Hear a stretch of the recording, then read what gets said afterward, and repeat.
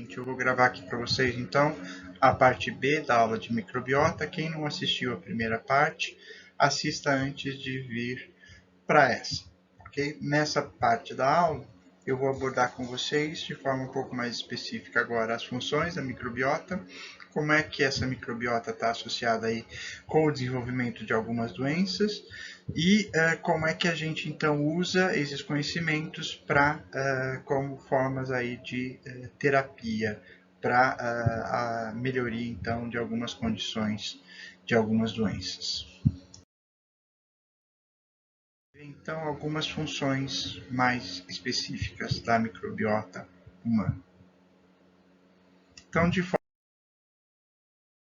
geral, a gente pode falar que entre uma das funções da microbiota humana, seriam aí funções associadas ao metabolismo, tá? Então, as bactérias, principalmente microbiota, quando a gente está falando de microbiota intestinal, elas vão ter um papel importante aí na fermentação de alguns resíduos alimentares não digeríveis que vão ser associados aí ao aumento na produção de muco. Tá?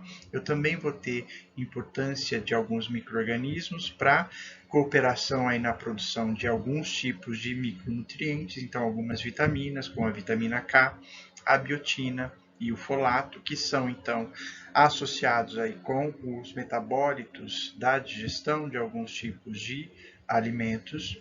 Eu vou ter aí a microbiota funcionando e modulando a diferenciação e proliferação das células epiteliais intestinais, e eu também posso ter uma participação de algumas bactérias na absorção de íons. Tá? Então, essas funções metabólicas, eu não vou ficar entrando em muitos detalhes, mas as bactérias então intestinais, principalmente, vão ter esses papéis, essas funções metabólicas. Além dessas funções metabólicas, como a gente já viu lá nas aulas de imunologia, a microbiota humana ela vai ter aí um papel importante na forma de barreira microbiológica, funcionando aí competindo com micro-organismos patogênicos, então desalojando esses patógenos, então competindo por espaço, competindo aí por nutrientes, competindo por receptores, então impedindo a ligação desses patógenos com receptores específicos, e além disso, as bactérias, muitas delas, produzem substâncias que atuam aí como antimicrobianos. Então, muitas bactérias produzem substâncias conhecidas como bacteriocinas que matam ou impedem o crescimento de outras bactérias. Ou algumas bactérias, o produto do metabolismo dessas bactérias altera ali o ambiente, por exemplo, produzindo aí ácido lático, diminuindo o pH daquele ambiente, o que vai também apresentar um efeito então de inibição no crescimento de muitos micro-organismos. E além disso, funções um pouco mais recentemente descritas, a microbiota funcionando aí de forma imunomodulatória, ou seja, sendo responsável diretamente por interagir com o sistema imunológico e sendo essencial para a modulação desse sistema imunológico, principalmente a microbiota inicial, aquela dos primeiros meses de vida, tá? Induzindo então a formação de órgãos linfóides que vão estar associados à mucosa e na indução de tolerância, tá? Então, isso principalmente nos primeiros meses de vida, tá? Bom, vários estudos têm mostrado, principalmente estudos experimentais, onde a gente consegue ter um controle maior sobre a colonização dos animais, a gente observa que a microbiota tem um papel essencial para a formação do próprio sistema imunológico. Então, vocês devem lembrar lá das aulas de imunologia, da primeira aula, que a gente tem um sistema de órgãos linfóides associados à mucosa, certo? E a formação desses órgãos linfóides na mucosa intestinal depende da presença de micro-organismos na mucosa intestinal, certo? Isso foi observado com então, modelos experimentais, um modelo que a gente chama de germe-free, ou de camundongos, por exemplo, que são criados e mantidos em condições completamente estéreis, tá? Então, eles são desenvolvidos em ambientes isolados, onde não existe nenhum tipo de micro-organismo. O que se observa nesses camundongos é o seguinte: então, camundongos criados num ambiente não isolado, não estéril, então, antes do nascimento, a composição dos órgãos linfóides associados à mucosa, esses órgãos não existem. A partir do nascimento, a colonização por micro-organismo vai induzir aqui nas células epiteliais e nesse tecido mucoso uma série de sinais que vão levar à produção de fatores de crescimento aqui nesse tecido epitelial. Esses fatores de crescimento, o mais importante aí seria a linfotoxina do tipo alfa e do tipo beta, vão organizar e estruturar a formação desses órgãos linfóides associados à mucosa. Então, eu tenho, a partir desses estímulos, a formação das placas de Peyer maduras, onde a gente vai ter lá a colonização dos linfócitos T e dos linfócitos B, certo? Formando aqueles tecidos linfóides maduros, com folículos linfóides maduros. E quando eu tenho um camundongo com disbiose ou com ausência de microbiota, a ausência desses sinais logo após o nascimento faz com que esses órgãos não sejam estruturados. Quando eu não tenho a estruturação desses órgãos linfóides na mucosa, o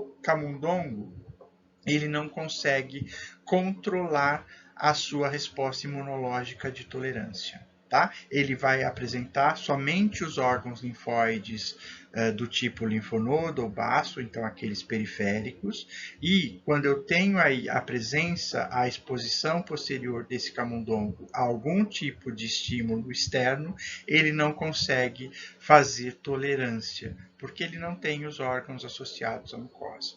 E dessa forma, ele estimula somente os órgãos linfóides secundários do tipo linfonodo, tá? E com isso ele vai apresentar uma resposta inflamatória desregulada, exacerbada, o que vai normalmente estar associado com o desenvolvimento de doenças autoimunes. Então, com esse tipo de modelo, se evidenciou que a microbiota, a colonização inicial por micro-organismo após o parto é essencial para a formação do próprio sistema imunológico, particularmente do tecido linfóide, que a gente chama de tecido associado à mucosa e que a gente vai ver futuramente aí nas aulas de imunologia, que tem um papel fundamental na regulação da tolerância a antígenos ambientais, antígenos alimentares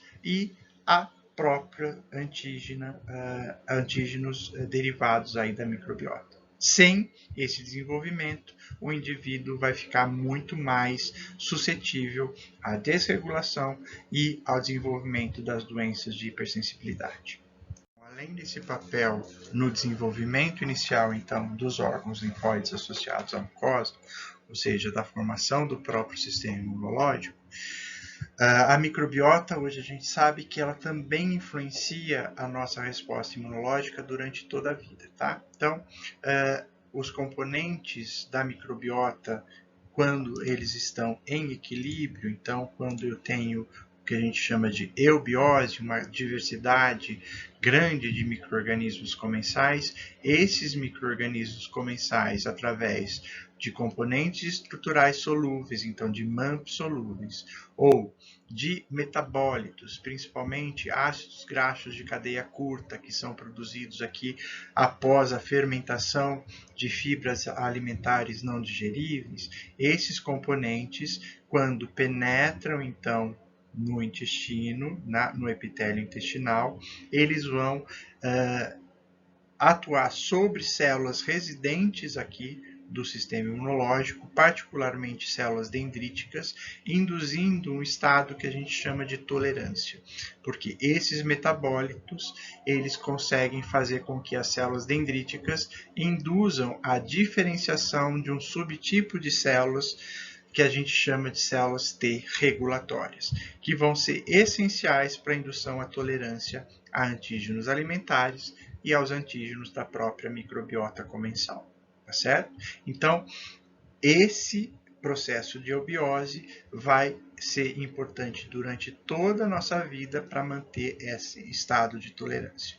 Ao contrário, quando a gente vai ter desequilíbrio na microbiota, ou seja, o que a gente chama de disbiose, então quando eu tenho proliferação exacerbada de alguns micro-organismos, ou então a presença de alguns patógenos, eu vou ter, ao invés desses componentes estruturais que induzem tolerância, eu vou ter componentes que vão estar mais associados então com PAMPs, ou então com dano tecidual, os DAMPs, e isso vai ativar o sistema imunológico aqui residente. Essa ativação induz subtipos distintos de linfócitos T, ou seja, de respostas adaptativas, que vão induzir o processo inflamatório, tá? Então, esse processo de disbiose vai estar associado a muitas doenças inflamatórias crônicas, a muitas doenças inflamatórias intestinais, por exemplo.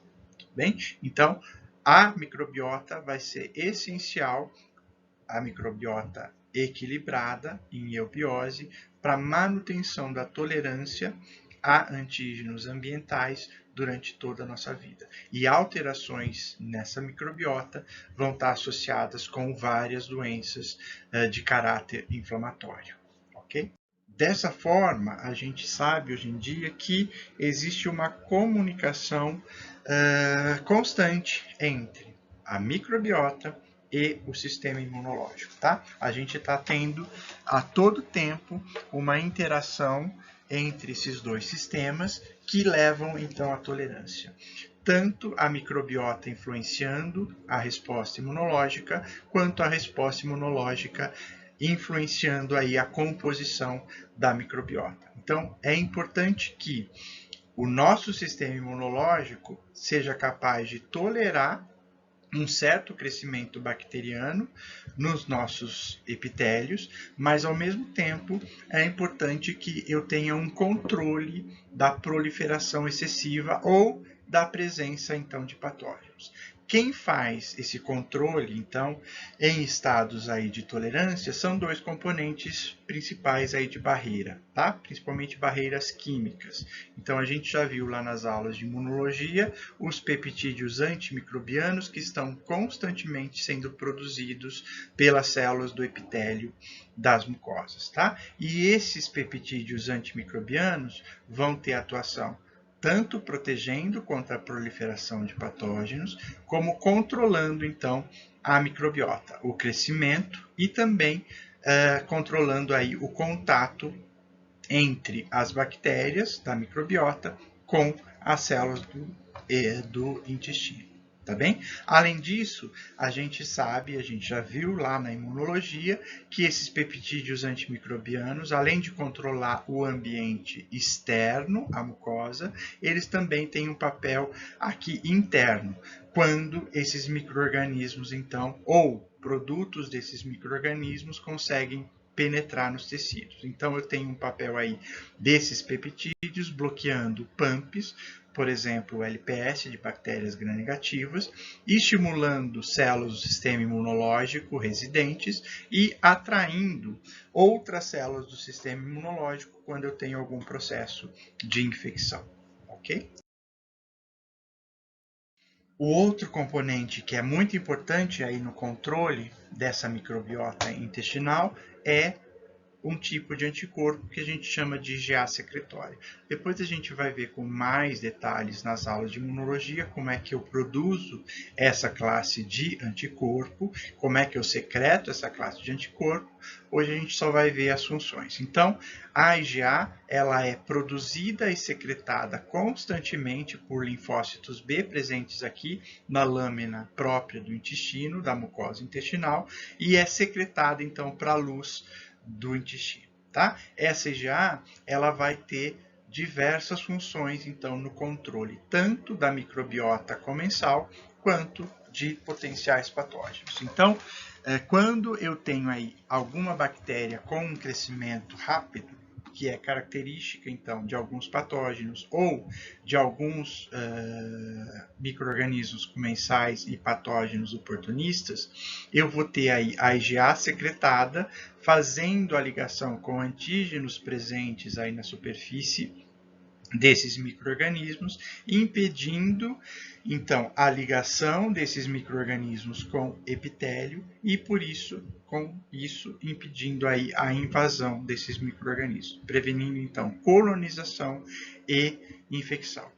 Por outro lado, se eu tenho aí bactérias de crescimento lento, que são mais características, então, de microbiota comensal, simplesmente, a ligação da IgA com esses antígenos presentes em micro-organismos, eu vou fazer com que eu tenha uma aglomeração desses micro-organismos, promovendo o processo de colonização por esses micro-organismos. Okay?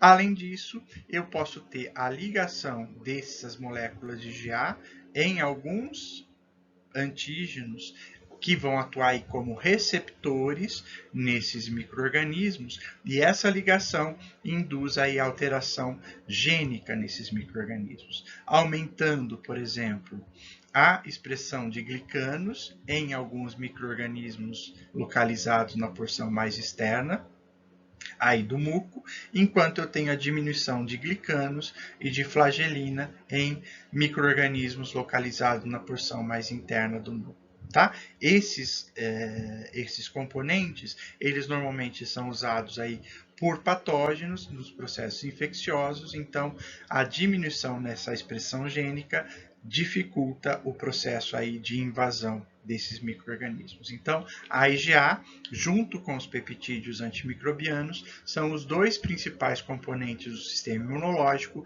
que vão atuar nesse processo de controle de crescimento de microbiota comensal e impedindo aí inicialmente o processo de infecção por patógenos. Sabe agora, então, algumas alterações de microbiota que estão associados aí aos processos de saúde e a processos de doença, principalmente doenças metabólicas, doenças cardiovasculares, obesidade e algumas alterações aí associadas a comportamento e processos de depressão, ok?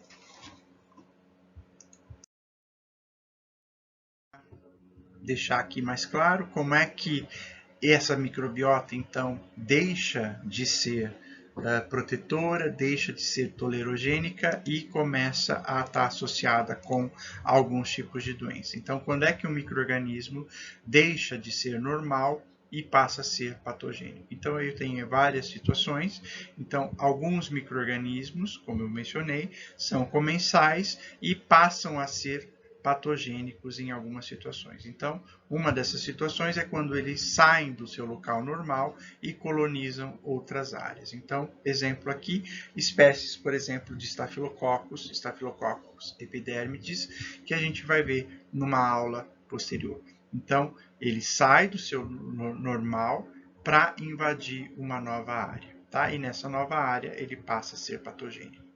Quando algum micro-organismo ele apresenta aí alguma vantagem competitiva com a microbiota normal, quando ocorre então uma diminuição da microbiota normal em alguma situação. Por exemplo, aí o uso de antibióticos por um tempo prolongado e de amplo espectro, que leva à diminuição da maior parte das bactérias comensais, mas que vai facilitar aí a vida e a proliferação de alguns micro-organismos, como espécies de Clostridium, o Clostridium difficile, que é encontrado como comensal em alguns indivíduos, mas que, quando eu tenho diminuição de microbiota pelo uso excessivo de antibióticos, prolifera porque ele é resistente, ele apresenta aí uma forma de resistência, que é a formação de esporos, o que permite que ele sobreviva a esses antibióticos e posteriormente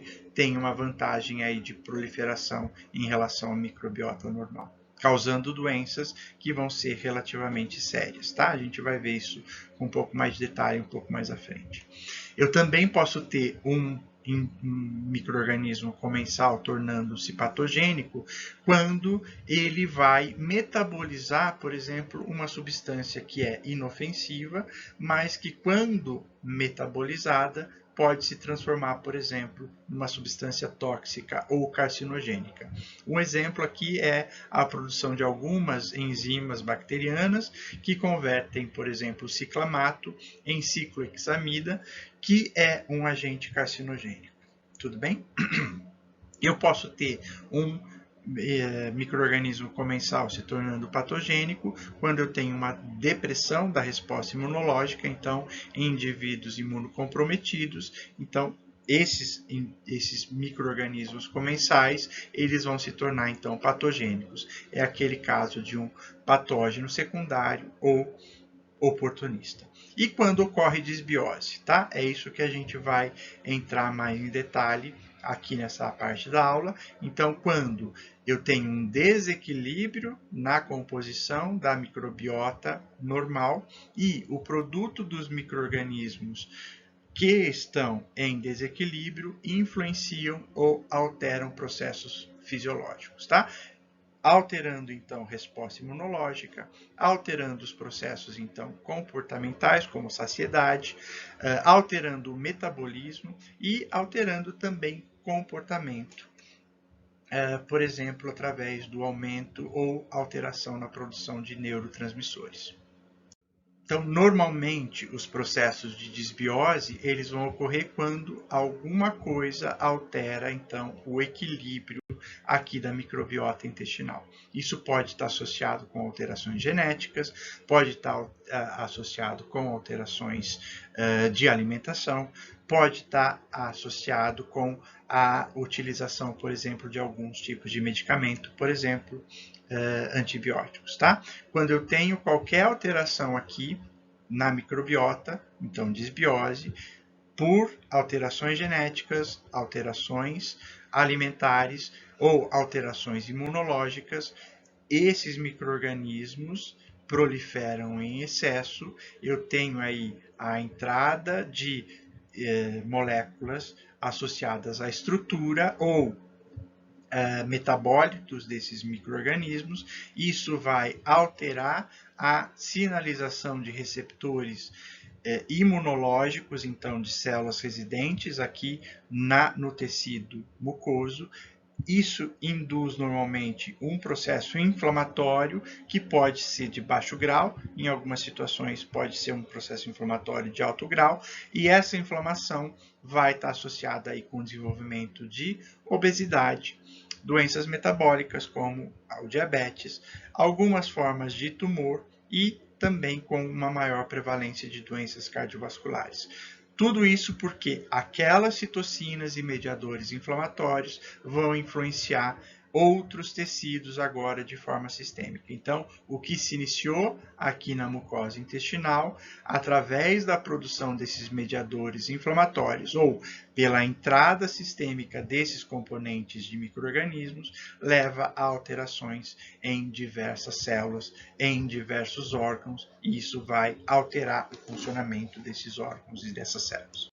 Aqui nesse slide tem alguns exemplos de alguns metabólitos, então, de microbiota e a influência desses metabólitos sobre o desenvolvimento de alguns processos associados à doença e alguns processos associados, então, à homeostase, tá bem? Então, a gente tem aí alguns metabólitos produzidos a partir de fibras alimentares, principalmente ácidos graxos de cadeia curta, que vão estar associados aí à imunomodulação e ao controle da resposta imunológica e à inibição dos processos aí de obesidade, tá? Porque induzem aí alterações em algumas estruturas e algumas enzimas, como a estomadeacetilase e adipócitos, diminuindo aí o acúmulo de gordura.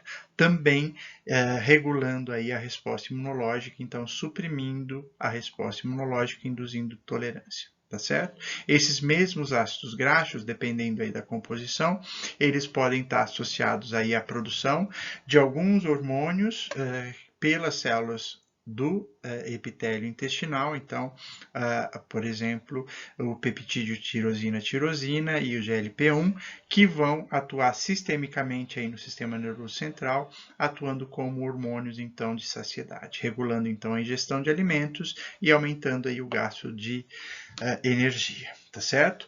Alguns outros metabólitos, principalmente derivados aí do consumo de carne e de gorduras de origem animal, como a L-carnitina, colina, fosfatidilcolina, triptofano, fenilalanina e tirosina, vão ter atuações mais associadas com o processo de doença, tá? Então, esses metabólitos podem ser associados aí ao desenvolvimento de doenças cardiovasculares, aumentando o processo, então, inflamatório aí, como a aterosclerose. Eu posso ter aí um aumento na ativação de alguns tipos de células imunológicas inflamatórias, principalmente aqueles que dependem desse fator de transcrição AHR, como as células T helper 17, ou seja, que são pró-inflamatórias, então aumentando a resposta imunológica inflamatória. Eu posso ter aí alterações no metabolismo de hepatócito, estando associado então com a esteatose, ou seja, acúmulo de gordura aí no fígado, não alcoólica e processos de fibrose, e eu tenho alguns metabólitos que podem estar envolvidos aí naquelas doenças do espectro autista, tá? Então, alterações comportamentais e desenvolvimento neurológico. Aqui em relação à atuação da microbiota sobre a indução de saciedade, que vai ter um reflexo direto aí no desenvolvimento de doenças como obesidade. Então eu tenho aí que alguns micro-organismos, algumas bactérias então da microbiota vão atuar aí metabolizando nutrientes que não são digeridos normalmente ou parcialmente digeríveis, como as fibras, e através da digestão desses nutrientes produzem substâncias, então metabólitos, como ATP e alguns ácidos graxos de cadeia curta, que vão atuar aqui sobre neurônios entéricos ou sobre o nervo vago, certo? Que vão promover, por exemplo, aumento de movimento peristáltico, tá? Então, a ingestão de fibra pode aumentar, por exemplo, o movimento peristáltico e o movimento, então, intestinal, tanto pela absorção maior de água, como controlando diretamente esses movimentos peristálticos, atuando sobre nervos aí vagais, tá? Eu também posso ter aí moléculas bioativas produzidas por esses micro-organismos, como o LPS, indol, que vão atuar sobre as células, então, os enterócitos, e esses enterócitos vão produzir hormônios, como o peptídeo tirosina e a GLP-1, que são, como eu já mencionei anteriormente, hormônios aí que induzem saciedade, atuam então sistemicamente no sistema nervoso central e vão induzir aí o processo de saciedade, tá? Alterações na produção desse hormônio vão fazer com que o indivíduo tenha mais fome, uma maior ingesta calórica, uma maior ingesta de alimentos e com isso eu vou ter também o desenvolvimento de obesidade. E alguns micro-organismos são capazes de produzir aí alguns peptídeos que são miméticos a alguns hormônios, tá? E da mesma forma, eles podem influenciar esses enterócitos, por exemplo, aumentando a permeabilidade dos enterócitos, promovendo, por exemplo, a entrada de substâncias, então, de PAMPs ou MAMPs aqui nos tecidos, o que pode induzir uma resposta inflamatória. tá certo? Essa resposta inflamatória também pode alterar os processos aí de ingestão de alimentos e de metabolismo, principalmente de gordura, atuando sobre adipócitos, fazendo com que eu tenha aí um estoque aumentado dessas gorduras e uma maior ingestão de alimentos pelo controle aí do sistema nervoso central. Então, isso é interessante porque vários estudos aí experimentais mostram que a microbiota de indivíduos obesos é muito diferente da microbiota, ou mais especificamente, o microbioma dos indivíduos obesos é diferente dos indivíduos que a gente considera então magros, tá certo? E esse microbioma, ele tem um papel importante na regulação da própria ingestão de calorias. Ou seja, quanto mais o indivíduo tem alterações aí de peso, eu tenho alterações então na ingestão de alimentos. Essa ingestão de alimentos faz com que eu tenha um processo de alteração da microbiota e, consequentemente, eu tenho alterações na produção desses metabólitos. Então, é um processo que vai se autoalimentando, retroalimentando e cada vez mais o indivíduo vai tendo mais dificuldade em fazer o controle aí da sua ingesta calórica. Isso é muito interessante também porque vários estudos experimentais mostram que a microbiota extraída de indivíduos obesos, então se eu alimento um camundongo, se eu transfiro a microbiota de um indivíduo obeso para um camundongo, esse camundongo vai mudar o seu comportamento aí alimentar, aumentando a sua ingesta calórica e aumentando aí o seu processo de obesidade, tá? Então, é um processo que aparentemente se retroalimenta.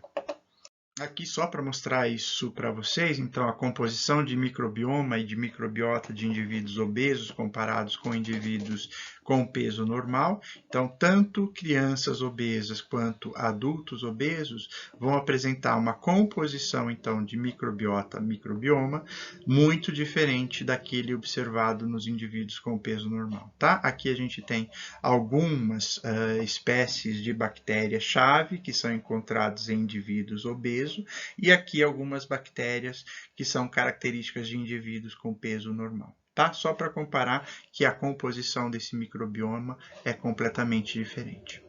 Além da obesidade, a microbiota também influencia e está associada com o desenvolvimento de doenças metabólicas, como a resistência à insulina, que vai levar aí ao diabetes, a esteatose não alcoólica e a doenças cardiovasculares, como a aterosclerose, que pode depois levar ao infarto do miocárdio e, por exemplo, aos acidentes vasculares cerebrais. Como é que isso acontece? Então, eu tenho ali um processo de desbiose intestinal, provocado aí por dieta, drogas, alterações do sistema imunológico ou alterações do próprio sistema digestivo, como secreção pancreática e biliar. Essa desbiose, então, alteração na microbiota, leva a alteração na produção daqueles metabólitos por essas bactérias, levando aí uma disfunção da barreira intestinal, como eu falei para vocês, eu aumento a permeabilidade do epitélio intestinal, eu tenho a entrada de mediadores inflamatórios ou de MAMPs na circulação desse indivíduo, a ativação da resposta imunológica de uma forma aí sistêmica, e essa inflamação metabólica leva então à produção de mediadores inflamatórios que vão causar, no final de tudo, alteração do metabolismo hepático, alteração aí, nos processos de sinalização da insulina no músculo esquelético, causando esteatose não alcoólica no fígado e resistência à insulina no músculo esquelético. Além disso, esses mediadores inflamatórios, atuando sobre o endotélio vascular, pode levar aí ao desenvolvimento da aterosclerose, que futuramente vai causar aí as doenças coronarianas e os acidentes vasculares cerebrais. Tudo isso iniciado aqui por um processo de desbiose e alteração na produção de metabólitos bacterianos aqui no intestino. E um outro aspecto mais recente associado aí à desbiose, ou seja, alterações da microbiota, é a influência desses processos em alterações comportamentais. Isso é feito, os principais experimentos são feitos em modelos experimentais, mas já se observou, então, alterações de microbioma em indivíduos portadores de esquizofrenia, em indivíduos portadores de depressão, em indivíduos portadores aí de ansiedade, ok? Então, esse microbioma é alterado, mas os experimentos que são desenvolvidos atualmente, todos eles são baseados ainda em modelos experimentais. Então, aqui tem alguns exemplos disso. Então, o efeito da presença de alguns micro-organismos aqui no ambiente intestinal, o produto metabólico, então, derivado desses micro-organismos e o efeito que esses metabólitos apresentam sobre o sistema nervoso e, consequentemente, alterações ambientais. Então, bactérias aqui do gênero Lactobacillus podem aumentar a produção de oxitocina, aqui pelos enterócitos, podem aumentar a produção de GABA, aqui pelos enterócitos, e isso pode estimular diretamente aqui o nervo vago, aumentando nos camundongos, onde eu tenho esses micro-organismos, um comportamento social, ou seja, eles se comunicam mais facilmente com os seus pares, vamos dizer assim. Isso devido aí a aumento da produção de oxitocina lá no sistema nervoso central e o aumento da resposta dos neurônios a essa oxitocina. Tudo bem? O aumento do GABA está associado aí com a diminuição da resposta ao estresse, a diminuição dos comportamentos depressivos e de comportamento associado à ansiedade, ok? Tudo isso associado aí com a atuação de sinais via nervo vago, tudo bem? Eu tenho aí outras espécies como Bifidobacterium longo, que aumentam a produção do BDNF, que também estão associados aí com a diminuição de comportamento de ansiedade e comportamento depressivo. Tudo isso por diminuir a excitabilidade de neurônios do sistema nervoso entérico, aí no caso, tá bem?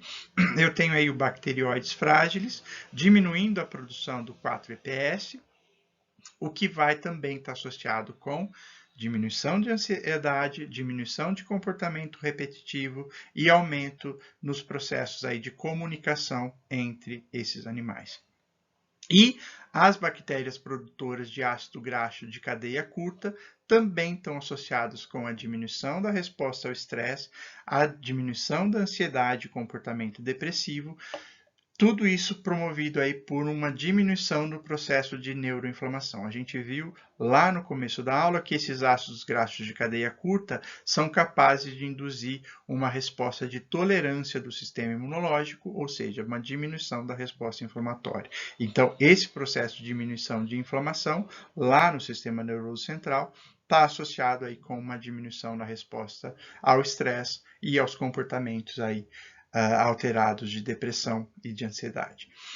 Uma outra observação que foi feita é que, de novo, quando eu coleto bactérias intestinais de indivíduos com depressão e transfiro essas bactérias para camundongos, esses camundongos alteram a sua microbiota e começam a apresentar também comportamentos associados aí a estados de depressão e de ansiedade, tá? Então, a microbiota, além de influenciar nas doenças metabólicas, que já está bem mais estabelecido, atualmente tem se aberto aí um novo campo de estudo sobre a influência da microbiota nas alterações comportamentais e nas alterações então aí psicológicas do indivíduo, como depressão, a esquizofrenia e comportamento aí de ansiedade. Tudo bem?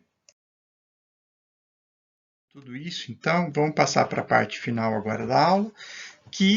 onde a gente vai dar uma olhada então sobre como, sabendo de todas essas características aí da microbiota, como é que a gente pode manipular essa microbiota, utilizando ela aí como forma de tratamento ou de intervenção terapêutica para algumas doenças.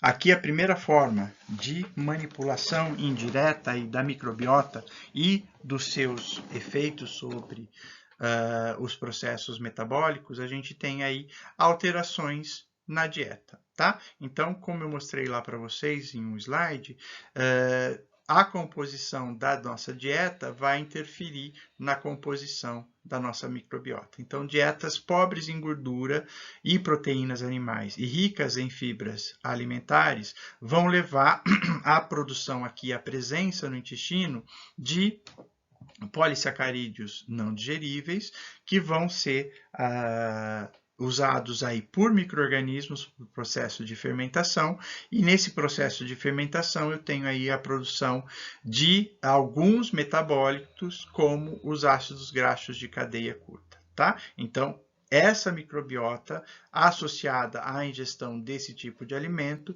geralmente está associada aí a uma saúde metabólica, a gente já vai ver por quê, tá certo? Por outro lado, alimentos aí ricos em açúcares, gordura, proteína animal e pobre em fibras alimentares, normalmente vão gerar alguns tipos de nutriente, então aminoácidos sulfurados, aminoácidos aromáticos, e esses aminoácidos vão favorecer o crescimento de um outro tipo de micro-organismos. Esses micro-organismos associados com esse tipo de dieta, então, vão ser considerados aí uma microbiota aberrante e que vão estar associadas com doenças metabólicas, tá? Metabólicas. Tudo isso porque a metabolização desses aminoácidos, a metabolização desses ácidos graxos vão fazer com que eu tenha alterações sistêmicas aí no indivíduo, tá? Um outro efeito dessas dietas é que o trânsito intestinal dos indivíduos que têm esse tipo de alimentação é muito mais regular do que nos indivíduos que têm esse tipo de alimentação. Aqui está representado aí pelo bonequinho aí no trono, tá? Então, geralmente, dietas ricas em fibras, o indivíduo vai ter um trânsito intestinal muito mais frequente, o que vai colaborar aí com o seu processo, a diminuição do seu processo inflamatório, tá? Enquanto que indivíduos com esse tipo de alimentação têm muito menor frequência na ida ao banheiro, vamos dizer assim. Como é que todos esses processos, esses metabólitos, interferem aí na resposta imunológica? A gente já viu isso, só para relembrar. Então, todos esses metabólitos, então aqui, ó, associados à ingestão de fibras, então aqueles ácidos graxos de cadeia curta, vão atuar sobre as células aqui do epitélio intestinal, aumentando ali a produção daqueles hormônios associados à saciedade, tá? Então, com isso, eu tenho aí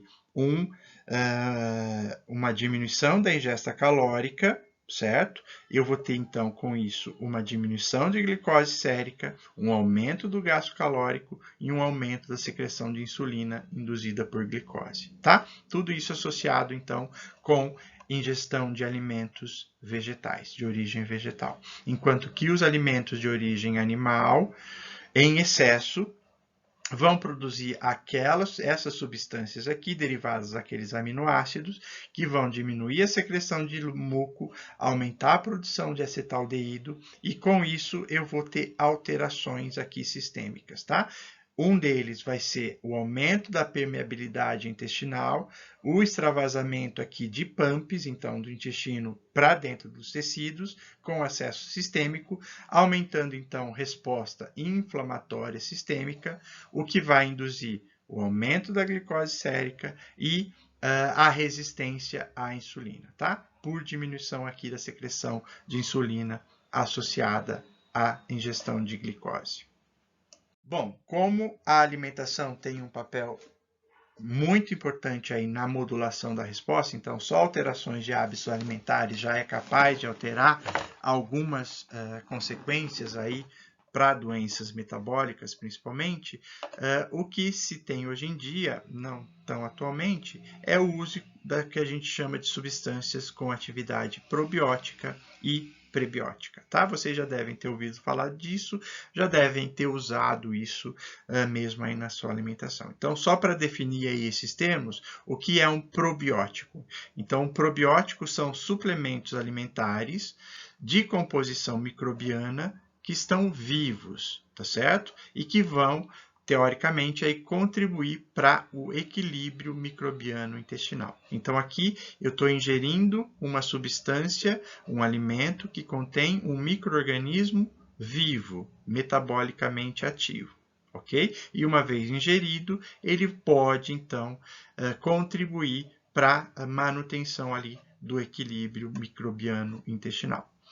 O que é um prebiótico? Um prebiótico é também um suplemento aí alimentar, só que ele vai servir como um nutriente para uma bactéria intestinal ou um conjunto de micro-organismos no intestino, tá certo? Então, eles são geralmente carboidratos, certo? Por exemplo, fibras alimentares, que vão servir aí como forma de nutriente para um micro-organismo que já está presente no intestino, favorecendo então a seleção desse micro-organismo de modo um pouco mais específico. Ok? Tudo bem? Mas atualmente tem surgido uma série de outros produtos com também esse efeito de alterar ou de modificar a microbiota intestinal, e esses novos produtos são chamados aí, de simbióticos e de pós-bióticos ou parabióticos. O que seriam essas substâncias? Então, simbióticos nada mais é do que a combinação no mesmo produto de um probiótico e um prebiótico que vai, então, favorecer o crescimento e a multiplicação desse micro-organismo vivo, tá certo? Então, em um mesmo produto, eu combino um prebiótico e um probiótico. Pós-biótico e parabiótico são muito parecidos. Então, são produtos que usam aí a combinação ou um único isolado, então estrutural, então um componente estrutural, ou um produto de micro-organismo que é secretado, tá? Por micro-organismos, então, comensais. Então, um componente estrutural, MAMP, por exemplo, ou um metabólito de um micro-organismo comensal. Tá? Então, é um produto ou é um componente desse micro-organismo. Eu também posso ter pós-bióticos feitos com probióticos inativados ou mortos. Tá? Então, o que eu vou estar fazendo é dar um pedaço ou o próprio micro-organismo, só que agora de forma inativa. Tá? E essa substância, quando chega lá no intestino, ela vai ter um efeito muito parecido com aquele que eu tinha nos probióticos. Tá? A vantagem é que, como ele está inativo, ele vai ter uma validade maior do que um probiótico, por exemplo. De forma geral, qual que seria o efeito, então, dos probióticos? Então, daqueles alimentos que contêm micro-organismos vivos. Eu tenho aqui o que a gente chama de uma comunicação tridimensional. Eu já tenho uma microbiota no intestino de um indivíduo, eu tenho o indivíduo com o seu sistema imunológico e os seus sistemas metabólicos, e eu tenho aí a ingestão desse probiótico. Quando eu tenho ingestão desse micro-organismo vivo, ele começa a interagir aqui com a microbiota já presente e com o próprio organismo do hospedeiro, tá? O que vai acontecer? Então, interagindo aqui com a microbiota, eu vou ter aí o controle, muitas vezes, de micro-organismos pela produção de antimicrobianos.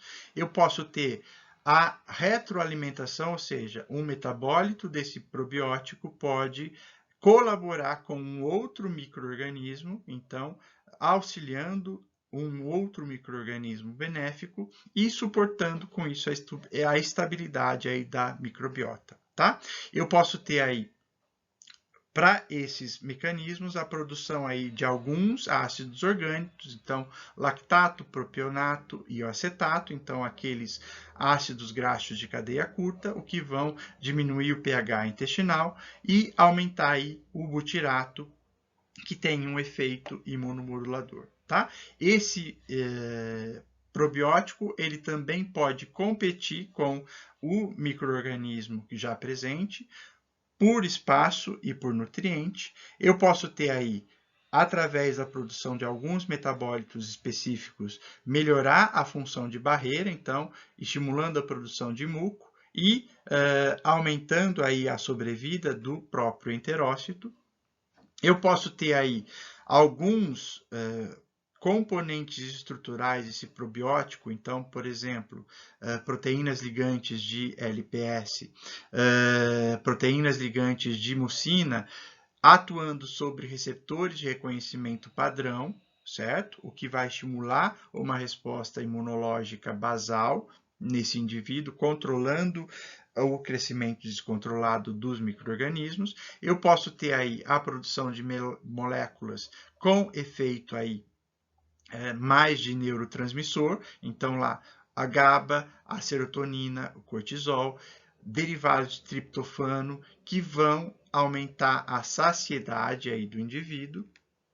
Eu posso ter aí a produção de algumas enzimas que vão colaborar com a degradação de alguns nutrientes e tudo isso aqui em conjunto, principalmente essa interação aqui com receptores de reconhecimento padrão e a produção de ácidos graxos de cadeia curta, diminuindo o processo inflamatório, aumentando a produção de anticorpos e estimulando a fagocitose.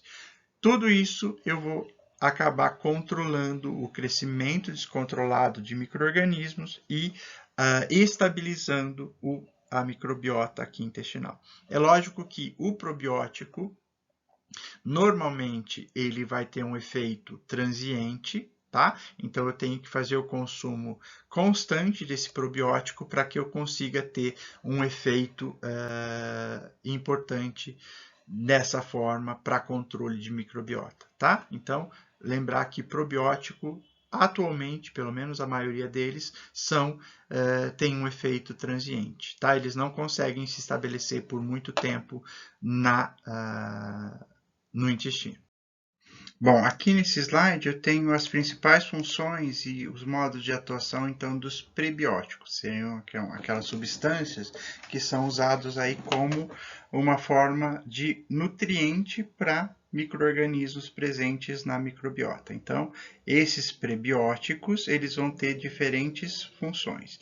Então, eu posso ter aí, por exemplo, a ingestão de fibras alimentares, tá? Que vão ter uma primeira atuação aqui o aumento com ligação na água, que vai produzir fezes mais macias, melhorando aí o hábito intestinal pela diminuição do trânsito intestinal, aumento do peristaltismo, tá certo? Eu posso ter também esses metabólitos dessa fermentação seletiva, feita aí por micro-organismos sobre essas fibras, no aumento aí daqueles hormônios associados à saciedade. Ok? Esses hormônios, quando caem então na circulação, diminuem a ingestão calórica por aumentar a produção de leptina pelos adipócitos e por diminuir a produção de grelina, que está associado aí ao aumento da fome no indivíduo. Com isso, eu aumento a saciedade.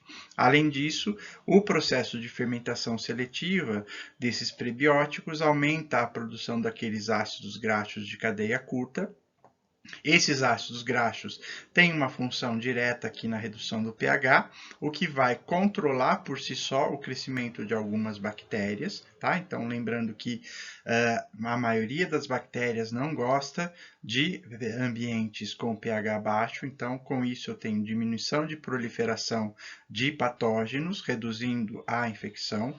Esses ácidos graxos, eles vão também aumentar a produção de peptídeos antimicrobianos, então também atuando aí sobre patógenos, lembrando lá da atuação dos antimicrobianos, dos peptídeos antimicrobianos sobre patógenos, ok? Eu também posso ter esses ácidos graxos de cadeia curta, aumentando os processos aqui de tolerância, aumentando então a produção aí daquelas células regulatórias que vão suprimir ou controlar a resposta normal de inflamação, tá certo? Eu também posso ter um aumento aqui da solubilidade de alguns íons e com isso aumento aí da absorção de minerais, então melhorando a nutrição desse indivíduo, tá certo? E eu posso ter aqui, como eu controlo o processo de proliferação de patógenos, diminuir então aqui, aumentar a capacidade de resposta imunológica, certo? Controlando de forma melhor os processos infecciosos. Além disso, eu posso ter aqui esses ácidos graxos de cadeia curta, aumentando a integridade de barreira, aumentando a produção, então, de algumas substâncias que aumentam as junções intercelulares, certo? Então, eu vou diminuir a permeabilidade do intestino, reduzindo a translocação ali de componentes microbianos e, com isso, também reduzindo a inflamação. Ou seja, o prebiótico ele pode interferir em diversos processos, tá? Aumentando o trânsito intestinal, aumentando o processo de saciedade e modulando a resposta imunológica de forma direta ou de forma indireta. Tudo bem? Então, aqui só para resumir tudo que eu falei para vocês, através então de intervenções direcionadas à microbiota, eu vou ter capacidade de modular a composição dessa microbiota. Tá? Essas intervenções elas podem ser não específicas, ou seja, alterar de maneira geral a composição da microbiota, então a prática de exercícios físicos, a alteração dos hábitos alimentares do indivíduo, a utilização de prebióticos, de probióticos, de simbióticos ou de pós-bióticos, tá? Eu também posso ter aí, num exemplo extremo, o transplante de microbiota fecal, que eu vou exemplificar nos próximos slides, tá? Então, tudo isso seriam formas não específicas de tentar melhorar de forma geral a composição e, consequentemente, a função da microbiota intestinal. Tudo isso já é aplicado na prática hoje em dia, tá certo? Além disso, tem-se feito vários estudos para o desenvolvimento aí de intervenções mais específicas. Isso ainda está em estudo, tá? Então não tenho nada de forma prática sendo aplicado, mas, por exemplo, eu posso, através aí de bioengenharia, então alterar algumas bactérias, genes de bactérias, e fazer, então, comensais desenhados, ok? Então, que produzam metabólitos específicos que funcionem alterando aí algumas funções orgânicas do hospedeiro, tá bem? Eu posso também ter o desenvolvimento de drogas que vão atuar sobre micro-organismos específicos, então aumentando ou diminuindo a presença de alguns micro-organismos específicos. Seria aí uma forma de um antibiótico, vamos dizer assim, mais direcionado especificamente contra um determinado tipo de bactéria ou de classe de bactérias. Eu posso ter aí o desenvolvimento de alguns vírus que atuam sobre algumas bactérias específicas, então a terapia com bacteriófagos, então eu inocularia um vírus no indivíduo e esse vírus destruiria, por exemplo, um determinado tipo de bactéria, tá? E eu posso ter aí também, aí no futuro, o desenvolvimento de terapias gênicas, então aqueles processos de edição de genes pelo processo aí de CRISPR-Cas9, tá certo? Tudo isso, então, eu modificaria de forma específica, o metabolismo associado aí à microbiota intestinal, porque eu atuaria sobre alvos específicos. Esses processos, eles ainda não estão em prática clínica, mas já estão sendo feitos estudos experimentais. Tem alguns, inclusive, com terapias aí em fase clínica, tá certo? Aqui, mais para finalizar, eu tenho um exemplo de um procedimento, então, de alteração de microbiota, que é chamado, então, de transplante fecal.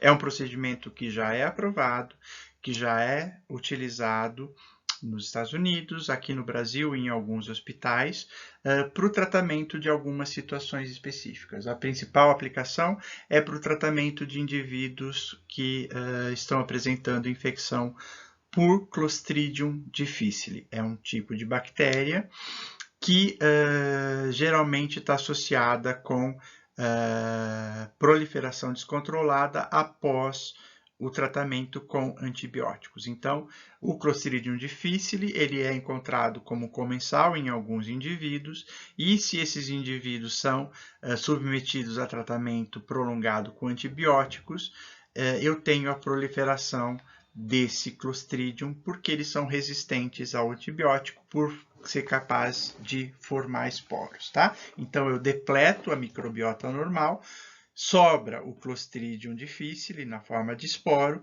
e ele vai se aproveitar da ausência dos outros micro-organismos e vai começar a proliferar de forma descontrolada. Essa proliferação leva a uma inflamação intestinal importante, que vai causar, na maioria dos indivíduos, diarreia de difícil controle, mas em alguns indivíduos pode levar, por exemplo, a perfuração intestinal e consequências muito mais graves, tá? Então, é um processo que está sendo usado para o tratamento desses casos, tá? Como é que é feito o transplante fecal? Aqui tem esquematicamente isso feito de forma bem superficial, mas nada mais é do que eu coletar fezes de um doador ou de alguns doadores saudáveis. Eu faço então nas fezes desse doador, eu vou ter ali micro-organismos que vão estar sendo expelidos junto aí com as fezes. Eu faço uma mistura de fezes, o processamento dessas fezes, filtro para remoção da matéria inerte para ficar mais com os micro-organismos e depois eu pego esses micro-organismos e reintroduzo no paciente. Essa reintrodução ela pode ser feita na forma de colonoscopia, ou seja, coloco isso no paciente por via anal, ou eu posso fazer uma cápsula, então, ou um produto que contenha essa mistura de micro-organismos e faço a aplicação disso por via oral. Pode parecer um procedimento não muito ortodoxo, mas tem um efeito bastante importante nesse tipo de paciente, tá? Além da infecção por Clostridium difficile, eu também tenho aplicação hoje em dia, o estudo para tratamento de algumas doenças inflamatórias intestinais que estão associadas com disbiose, tá certo? Mas isso ainda está mais em teste clínico. Na prática, tratamento de infecção por Clostridium difficile.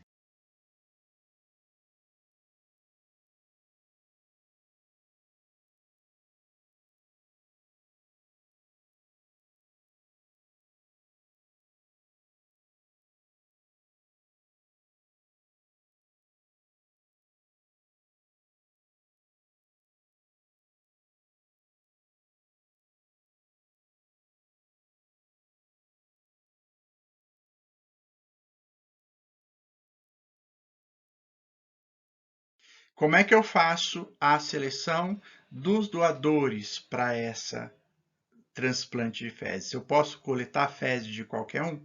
É lógico que não, tá? Então, o doador ótimo é aquele que não tem nenhum tipo de doença intestinal, que não fez uso de antibióticos, pelo menos proximamente, e que tem uma dieta equilibrada, tá? Então, esse doador vai apresentar ali algumas espécies de bactéria que são consideradas assinaturas de uma comunidade comensal equilibrada, tá certo? E com isso eu vou ter nesse paciente uma alta diversidade, de comensais, uma alta capacidade funcional desses comensais, o que vai levar aí a um processo de baixa resposta inflamatória, tá certo? Um doador subótimo é aquele que tenha uma doença intestinal associada à disbiose ou uso recente de antibiótico.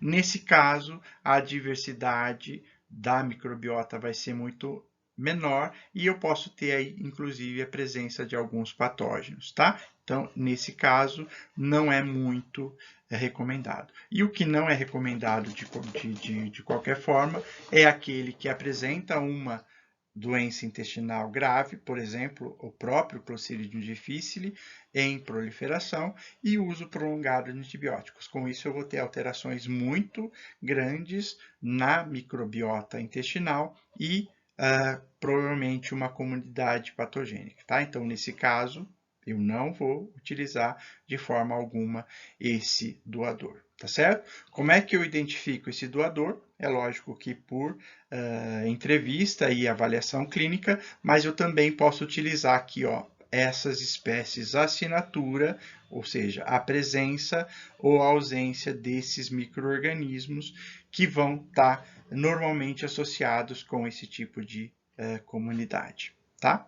Bom, como é que esse transplante fecal ele atua de forma mais específica? Então, eu tenho lá a disbiose, eu vou fazer o transplante fecal e as bactérias introduzidas por esse transplante vão ter efeitos diretos, ou seja, eu vou ter ali a competição por espaço e nutrientes, a produção de bacteriocinas, a presença de bacteriófagos, por exemplo, que vão erradicar então aqueles micro-organismos resistentes. Eu vou ter a transferência aí de metabólitos, como os ácidos graxos de cadeia curta e sais biliares, e com isso eu vou ter aí uma diminuição no processo de infecção por Clostridium difficile, principalmente. Eu posso, além disso, dos efeitos diretos, ter os efeitos indiretos. Então, a presença aí dos metabólitos desses micro-organismos que foram transplantados, modularem aí a resposta imunológica, aumentando a função de barreira, o que pode ser usado aí para tratamento, inclusive, de doenças inflamatórias intestinais, por exemplo, tá? A síndrome do colo irritável também tem estudos para utilização desse procedimento. E alguns estudos para alterar aí, por exemplo, algumas doenças metabólicas. Então, doenças como diabetes do tipo 2, por exemplo, tá? Isso aqui está mais em estudo, isso aqui já está sendo feito na prática, tá? Tratamento de infecção por Clostridium difficile. Algumas informações adicionais para quem quiser se aprofundar no assunto, eu não vou ficar entrando em detalhes desses próximos slides, tá? É a recomendação de alguns artigos que tratam desse assunto e de um livro lá no final que é bem interessante para quem quiser se aprofundar nesses aspectos, tá? Então aqui eu tenho esse artigo científico que trata especificamente de doenças metabólicas associadas à microbiota intestinal. Aqui eu tenho aí as principais alterações na obesidade, na malnutrição, na doença metabólica hepática, nas doenças metabólicas cardíacas, no diabetes tipo 2, tá? Então, as alterações que são observadas em termos de bactéria e as alterações funcionais, tá? Não vou entrar em detalhes, é para quem tiver interesse. Aqui nesses próximos slides, eu tenho alguns trabalhos que fizeram aí a compilação dos efeitos de probióticos, prebióticos, simbióticos em algumas situações clínicas, tá? Então, aqui uma relação de vários tipos de prebióticos ou probióticos e o que acontece aí como resultado com o uso constante aí por tempos distintos desses probióticos, prebióticos e simbióticos, tá? Então, não vou entrar em detalhes, quem quiser depois ver isso com mais calma.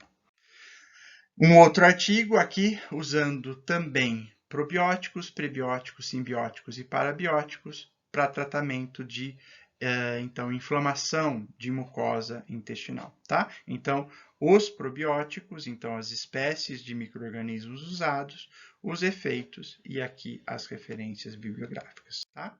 Aqui a continuação da mesma tabela, com outros probióticos.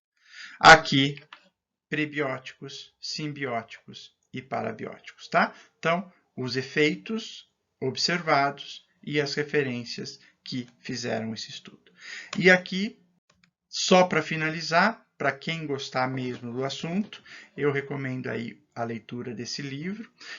Eu não sei se existe tradução desse livro, eu não encontrei.